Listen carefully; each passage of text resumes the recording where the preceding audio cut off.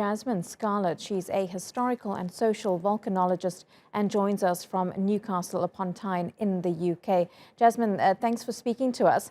Volcanoes on land are obviously easier to monitor, but the undersea eruption that we saw on Saturday, was this unusual for this particular volcano, or was it expected?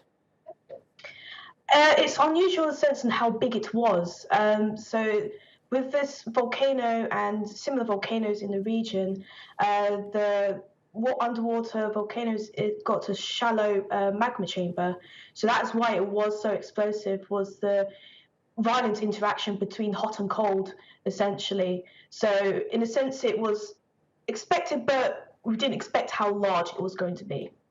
Are there concerns now that there are going to be more eruptions, and that if there are more eruptions, they could be even stronger than the ones that we saw on Saturday, possibly even causing greater damage? At this point, it is very uncertain, and we are still trying to collect information and data to try and understand what happened with the eruption that happened on Saturday from a volcanology standpoint.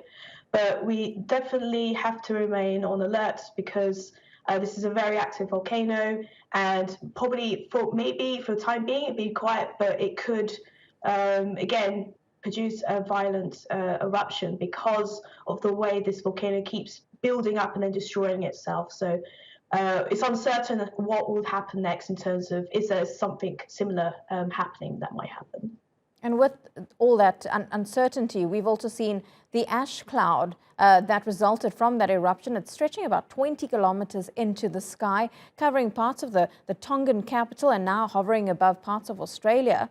How long, Jazmin, does it take for something like that to actually clear, and how is it going to affect people on the ground? Because it does feel at this stage that we really don't know how big an impact this eruption has actually had, not just on Tonga, but so many other countries in the region.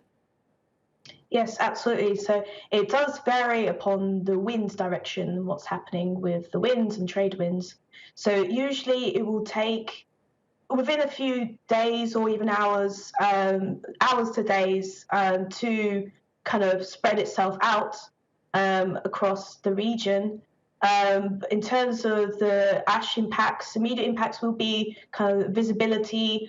Hopefully people have taken protection against their skin, because the ash is quite abrasive to skin, and make sure they have breathing protection and maybe eye protection as well, because the ash is quite abrasive.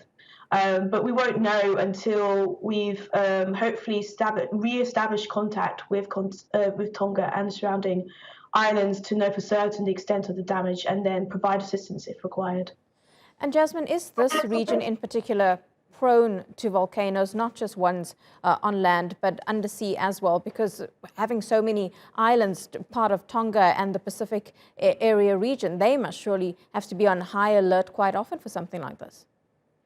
Yes, absolutely. So the main reason this particular area has such high activity of volcanism is because it's on a subduction zone. So essentially one tectonic plate is sliding under another, and that plate that's meeting kind of like the hot mantle is being melted, and that results in the magma rising at the top and then forming these volcanic islands and these magma chambers that are prone to erupting.